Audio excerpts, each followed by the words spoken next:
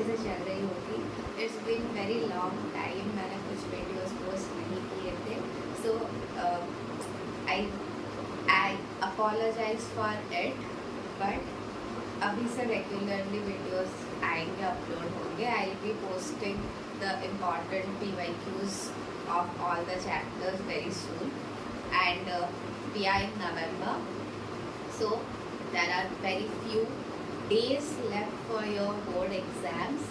So इस वजह से हम लोग को बहुत स्पीड अप करना पड़ेगा, एंड आपको बहुत स्पीड अप करना पड़ेगा अपनी प्रिपरेशन को। एंड इसी के साथ I am back with yet another episode, जिसमें हम लोग डिस्कस करने वाले हैं the important PYQs of electric potential and capacitance chapter, which is the second chapter of physics part 1 class 12. ठीक है, सो इसमें जैसे कि आप लोग देख सकते हो मेरे पीछे बोर्ड में, I have listed out some of the important topics जिसको आपको फोकस करना है वाइल प्रिपेयरिंग दिस चैप्टर। ठीक है, साथ ही साथ मैं आपको बताती रहूँगी कि क्या क्या क्वेश्चंस पूछा गया है इस चैप्टर से in your previous year CBSE board exams. आप उसी के हिसाब से अंदाज़ा लगा सकते हो कि इस साल आपको किस तरह के क्वेश्चन प्रिपेयर करने हैं एंड किस टॉपिक को आपको छोड़ना है। ठीक है, अगेन दिस चैप्टर, इससे क्वेश्चन आपको वही 5 to 6 मार्क्स से ही पूछे जाते हैं। Again from that again I'll cite the important point कि this chapter is also a chapter जिससे बहुत सारे न्यूमेरिकल्स पूछे जाते हैं। ठीक है गाइस, मैं ये मेंशन कर देती हूँ क्लियरली कि इससे आपको न्यूमेरिकल्स ज़्यादा पूछे जाते हैं, एंड डेरिवेशन आता है, बहुत कम आता है, लेकिन न्यूमेरिकल्स आपके शॉर्ट पूछे जाते हैं। ठीक है, सो न्यूमेरिकल्स के लिए हम लोग सेपरेट वीडियोस बनाएंगे। अभी के लिए we are focusing only on the important derivation, जो कि आपको क्वेश्चन में पूछा जा रहा है फ्रॉम योर, जो कि हम लोगों ने एनालिसिस किया है फ्रॉम योर प्रीवियस ईयर, जो आपके मोस्ट प्रोबेबल क्वेश्चंस बन सकते हैं, एंड द रीजनिंग क्वेश्चंस। ठीक है, so beginning with the chapter हम लोग स्टार्ट करेंगे। इससे क्वेश्चंस कैसे आपको पूछे जा रहे हैं, अगर वो डिस्कस करना स्टार्ट करूँ तो पहले ही आपको क्वेश्चन पूछा जा रहा है फ्रॉम इक्विपोटेंशियल सरफेस। ठीक है, सो इक्विपोटेंशियल सरफेस से हम लोगों को कुछ जो क्वेश्चंस है वो किस फॉर्म में पूछे जा रहे हैं, दो तरीके से पूछे जा रहे हैं। बट इज कि आपको इधर पूछ सकता है to draw the equipotential surface, आपको ड्रॉ करने के लिए पूछा जा सकता है इक्विपोटेंशियल सरफेस, या फिर आपको उसके प्रॉपर्टीज से क्वेश्चन पूछे जा सकते हैं। ठीक है, सो अगर हम लोग देखेंगे तो ड्रॉ द इक्विपोटेंशियल सरफेस, आप लोगों को ये 1 मार्क क्वेश्चन में पूछा जाता है to draw the equipotential surface, ये आपका 1 मार्क क्वेश्चन है। जैसे कि आपको पूछा गया है to draw the equipotential surface for an electric dipole, this came in 2019। Again आपको दिल्ली 2019 में पूछा गया था to draw the equipotential surface for an isolated point charge. ठीक है, उसके बाद आपको फिर से पूछा गया था कि आपको एक फिगर दे दिया गया था फॉर अ पॉजिटिव चार्ज, एक पॉजिटिव चार्ज ऐसे दिया गया था। You are asked to complete the field lines for this positive charge. ठीक है, इससे आपको पूछा गया था। Next again the equipotential surface for a single isolated charge, ये क्वेश्चन आपको 2013 में भी पूछा गया था एंड 2010 में भी पूछा गया था। ठीक है, एंड आपको इक्विपोटेंशियल सरफेस एक क्वेश्चन आया था 2019 में, उसमें पूछा गया था to draw the equipotential surface corresponding to the electric field that uniformly increases in magnitude along with Z direction. ठीक है, तो आपको ये इस तरह के क्वेश्चन 2019 में पूछा गया था। अगेन आपको ये 2 मार्क्स के क्वेश्चन में एक बिट एज अ बिट पूछा गया था टू ड्रॉ द इक्विपोटेंशियल, मैं फिर से क्वेश्चन रिपीट कर देती हूँ, to draw the equipotential surface corresponding to the electric field electric field के रिगार्डिंग आपको इक्विपोटेंशियल सरफेस ड्रॉ करना है, अगर जिसके लिए कि आपका इलेक्ट्रिक फील्ड इंक्रीज कर रहा है in magnitude along Z direction, आपका इलेक्ट्रिक फील्ड जेड डायरेक्शन में इंक्रीज कर रहा है, तो उसके रिगार्डिंग इक्विपोटेंशियल सरफेस क्या होगा वो आपको पूछा गया था। दिस केम इन 2019, ठीक है। अगेन आपको दिल्ली 2019 में अगेन फॉर 2 मार्क्स क्वेश्चन, उसमें भी एक बिट के लिए पूछा गया था to draw the electric field for an electric dipole, ठीक है।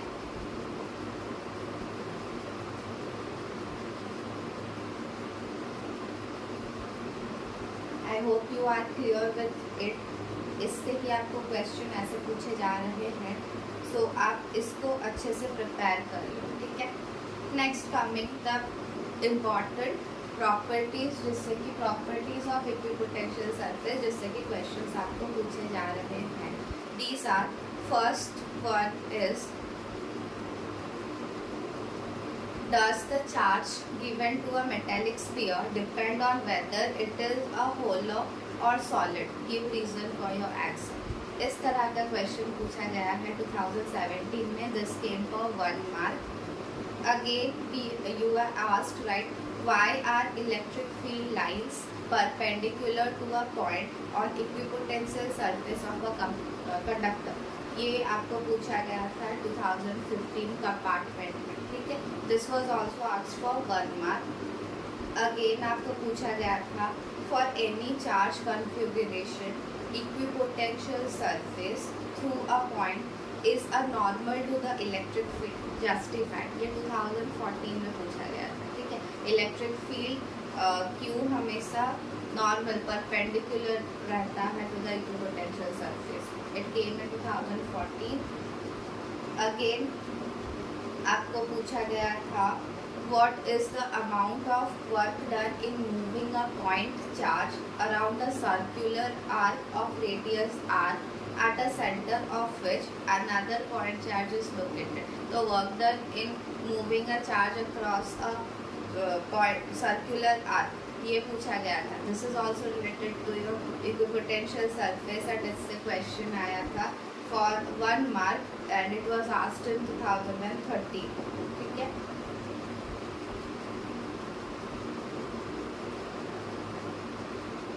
नेक्स्ट आपको पूछा गया था why electrostatic potential is constant throughout the volume of the conductor and has the same value as on its surface. This was asked in 2012 and ये भी for 1 mark question पूछा गया था। नेक्स्ट आपको क्वेश्चन पूछा गया था why the potential inside a hollow spherical charged conductor is constant and has the same value as on its surface। ये आपको 2012 में पूछा गया था इन द फॉरेन बोर्ड, ठीक है। नेक्स्ट अगेन आपको ये भी 1 मार्क के लिए पूछा गया था। नेक्स्ट क्वेश्चन है why there is no work done in moving a charge from one point to another on a equipotential surface. Equipotential surface में एक चार्ज को जब हम मूव करते हैं वन पॉइंट टू अनदर, उसके लिए आपको कोई वर्क डन क्यों नहीं आता है? Work done is 0। Why? This is a property from equipotential surface. It was again asked 2012, ठीक है। नेक्स्ट 2011 में this question was asked can two equipotential surface intersect each other, justify your answer. Then next और किस तरह से आपको इस topic से क्वेश्चन पूछे गए हैं from electric potential is that आपको क्वेश्चन दिया रहेगा like name the physical quantity whose SI unit is joule coulomb inverse. Joule coulomb inverse, ये आपको यूनिट दिया गया है। आपको पूछा गया है कि ये कौन सा फिजिकल क्वांटिटी है। You have to identify the physical quantity from its SI unit and you have to name it whether it is a scalar or a vector quantity, ठीक है। ये आ गया आपका equipotential surface and electric potential तक के जो basic questions आपको पूछे गए। Next coming to the next topic that is electric potential for electric dipole and axial and equatorial line. तो इससे आप लोगों को क्वेश्चन पूछा गया है फॉर 3 मार्क्स क्वेश्चन। ठीक है, आपको 3 मार्क्स में इस तरह के क्वेश्चन पूछे गए हैं जो कि आपको बिट के साथ पूछा गया है। ठीक है, 3 marks question usually come with a bit, 2 bit रहेंगे उसके साथ, वो उसमें पूछा गया है। तो इससे कैसे तरह का क्वेश्चन पूछा जाता है कि 3 मार्क्स में अगर पूछा जाएगा तो आपका पहला बिट रहता है, या फिर आपको ड्रॉ करने के लिए पूछेगा to draw the equipotential surface for any, आपको कंडीशन दिया रहेगा like for any isolated charge या फिर फॉर एनी डाइपोल। उसके साथ सेकंड बिट में पूछा रहेगा derive the expression for electric potential at any point along the axial line of N electric dipole. ये 2019 में पूछा गया है। ठीक है, नेक्स्ट आपको पूछा गया है to derive the expression for an electric dipole due to an electric potential due to an electric dipole at the point on its axial line and depict the potential surface due to an electric dipole. This was a 3 mark question जो आपको दिल्ली 2017 में पूछा। ठीक है,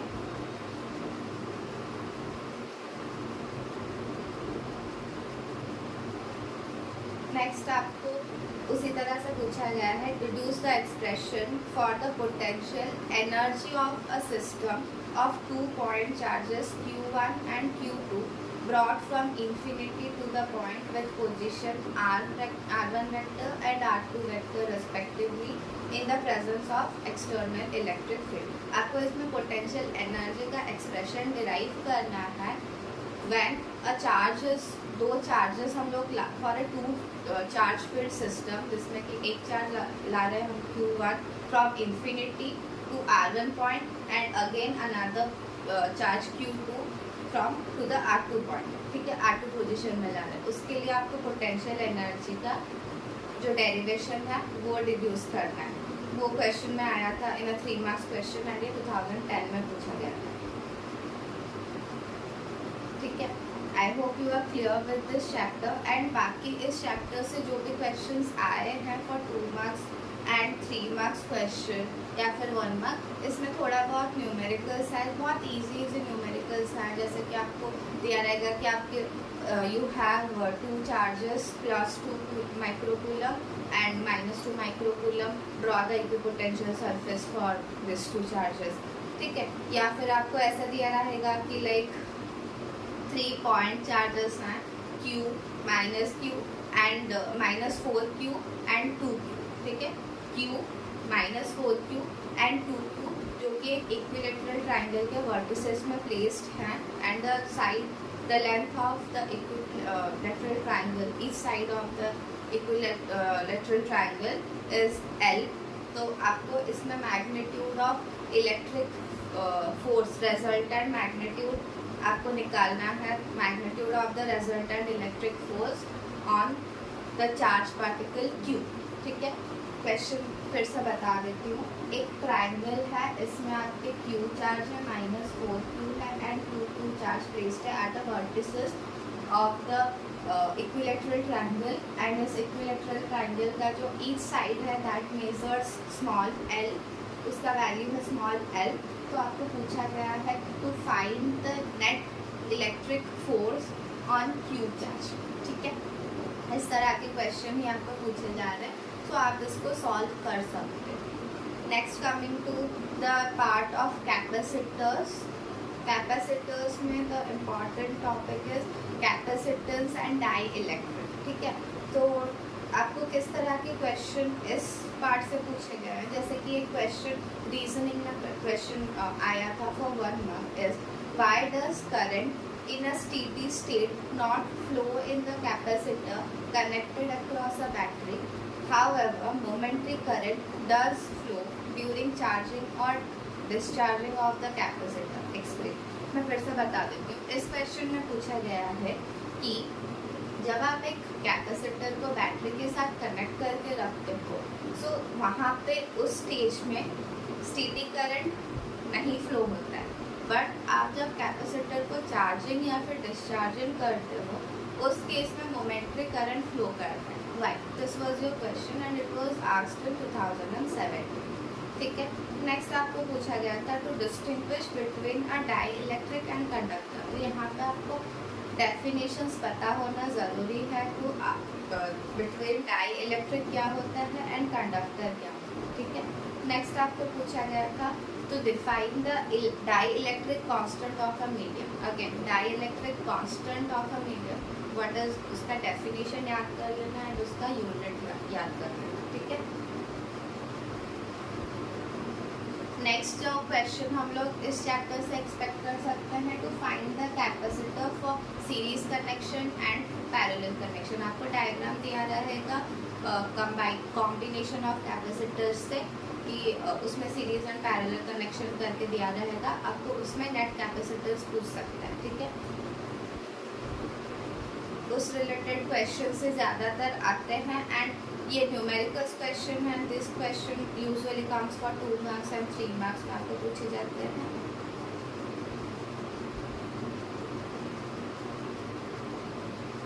next एक question है जो कि पूछा गया है, दैट इज एक्सप्रेशन डेरिवेशन से रिलेटेड है। तो it was asked to deduce the expression for electrostatic energy stored in a capacitor of capacitance C and having charge Q। उसमें पूछा गया है how will the energy stored and electric field inside the capacitor be affected when it is completely filled with a direct electric material और dielectric constant K, ठीक है। ये आपको expression derive करने के लिए पूछ रहा है कि फर्स्ट आपको इसमें एनर्जी स्टोर्ड का एक्सप्रेशन निकालना है for a capacitance C and charge उसमें स्टोर्ड है Q। उसके लिए आपको पूछा गया है to derive the expression for electrostatic energy and साथ ही पूछा गया है कि अगर हम लोग उस कैपेसिटर में एक डाई इलेक्ट्रिक कॉन्स्टेंट के मटेरियल को इंड्यूस करते हैं, उस कैपेसिटर के अंदर हम लोग फील करते हैं डाई इलेक्ट्रिक मटेरियल जिसका डाई इलेक्ट्रिक कॉन्स्टेंट है कैपिटल K, तो किस तरह से आपका इलेक्ट्रिक फील्ड चेंज होगा एंड किस तरह से आपका एनर्जी स्टोर्ड चेंज होगा, ये आपको पूछा गया है। This is for 3 marks question.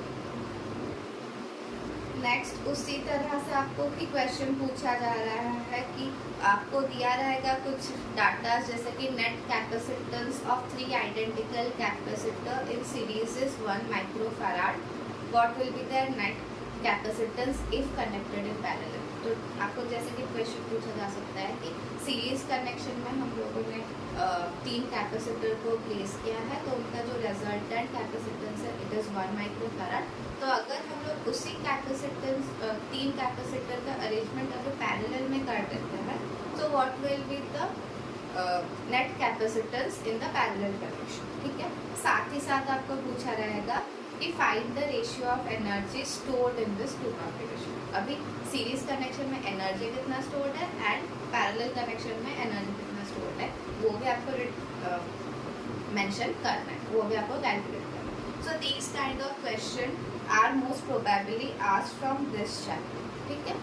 सो हम लोग अगर एक अंदाज़ा लगाएं आपको और किस तरह से क्वेश्चन पूछे गए हैं, जैसे कि आपको पूछा जा सकता है to obtain the expression for energy stored per unit volume in a charge parallel capacitor. तो इससे हम लोग क्या एक्सपेक्ट कर सकते हैं कि आपको पूछा जा सकता है कि to derive the expression for the energy stored in a parallel plate capacitor, this is the most important derivation. आपको वो प्रैक्टिस करना है। साथ ही साथ जब हम लोग डाइलेक्ट्रिक फील करते हैं इनसाइड अ कैपेसिटर, उससे आपके इलेक्ट्रिक फील्ड में, पोटेंशियल में, कैपेसिटेंस में एंड एनर्जी में कैसे इम्पैक्ट आता है, कैसे चेंजेस आता है, उसका डेरिवेशन आपको प्रैक्टिस करना है। दिस इज इम्पॉर्टेंट बिकॉज इसी से ही क्वेश्चन पूछा जा रहा है in form of derivation, in form of numericals, ठीक है। नेक्स्ट जैसे कि आपको पूछा गया है derive the expression for the capacitance of a parallel plate capacitor having plate area A and plate separation D। आपको इसमें कैपेसिटर का जो कैपेसिटेंस है उसका डेरिवेशन भी पूछा जाता है। Capacitance of a parallel plate capacitor का पूरा डेरिवेशन वो भी पूछा जा रहा है, ठीक है। सो आप उसको भी बहुत अच्छे से प्रैक्टिस कर लो क्योंकि डेरिवेशन में 2-3 ही डेरिवेशन है, जैसे कि capacitance of a parallel plate capacitor, and उसमें पैरेलल प्लेट कैपेसिटर का एरिया एंड डी के साथ वो कैपेसिटेंस का जो रिलेशन है उसका derivation, energy stored in a capacitor उसका derivation, how does capacitance change when a dielectric material is inserted into the parallel plate capacitor, उसका जो कैपेसिटेंस का डेरिवेशन, जब हम लोग डाइइलेक्ट्रिक इंसर्ट करते हैं तो इलेक्ट्रिक फील्ड कैसे चेंज होता है उसका डेरिवेशन, एंड जब हम लोग डाइइलेक्ट्रिक इंसर्ट करते हैं तो एनर्जी में कैसे चेंज होता है उसका डेरिवेशन। ये कुछ डेरिवेशन है जो इम्पॉर्टेंट है, जो आपको पढ़ना है, जो कि आपको प्रैक्टिस करना है, ठीक है। साथ ही साथ और किस तरह का क्वेश्चन आपको पूछा जा रहा है, जैसे कि parallel connection and series connection, ठीक है। So these are the only questions important for your board's exam perspective. हाँ, वही सभी आपको पूछा जा रहा है कि सुइटेबल डायग्राम के साथ आपको बताना है एनर्जी स्टोर कैसे of a parallel plate capacitor क्या होगा या फिर कैपेसिटेंस क्या होगा। सो आई होप कि आप लोग इस चैप्टर को बहुत अच्छे से प्रैक्टिस कर सकते हो। या again do practice the net resultant capacitance, जो capacitance of series connection and parallel connection, उसका जो नेट कैपेसिटेंस का डेरिवेशन है कैसे आता है, आप उसको भी प्रैक्टिस कर सकते हो, बिकॉज उससे भी क्वेश्चन पूछे गए हैं फ्रॉम इन 2010, उसमें पूछा गया है। So that the effective capacitance of C capacitances C of a series combination of 3 capacitors C1, C2, C3 is given by, उसका जो resultant capacitance है for 3 capacitor connected in series connection, उसका capacitor का expression find out करने के लिए पूछा गया। तो आप उसका भी डेरिवेशन अच्छे से प्रैक्टिस कर लो, capacitance in series connection, capacitance in parallel connection, and जो मैंने पहले बताया जो derivation. So these are some of the important topics from electric potential and capacitance जो कि आपको प्रैक्टिस करना है from the perspective of your board exams. आप इसको बार बार प्रैक्टिस करोगे तो आपको बहुत इजी लगेगा, एंड आप जो अगर न्यूमेरिकल्स आप खुद भी देखना चाहते हो, you can download your previous year questions and check out कैसे न्यूमेरिकल्स पूछे जाता है। अगर मैं फिर से मेंशन कर दूँगी कि न्यूमेरिकल्स बहुत इजी आता है, इतना डिफिकल्ट नहीं आता है, comes from basic only. If you are clear with your basic, आप न्यूमेरिकल्स इजीली सॉल्व कर सकते, ठीक है। एंड साथ ही साथ आई मेंशन इस चैप्टर से आपको फिर से ग्राफ पूछा जा सकता है to show the variation of capacitance with Q, to show the variation of electric potential versus R का ग्राफ बनाने के लिए पूछ सकता है, इलेक्ट्रिक फील्ड वर्सेस R का ग्राफ बनाने के लिए पूछ सकता है। Again graph questions are important, तो आप ग्राफ पे भी ध्यान दे देना, ठीक है। I wish you all the best, few days are left. अगर आपने प्रिपरेशन नहीं स्टार्ट किया है सो जल्दी से प्रिपरेशन स्टार्ट करो, and all the best, do it well. अभी से करोगे तो एग्ज़ाम बहुत अच्छे से जाएगा, ठीक है। इसी के साथ I will take a leave, thank you.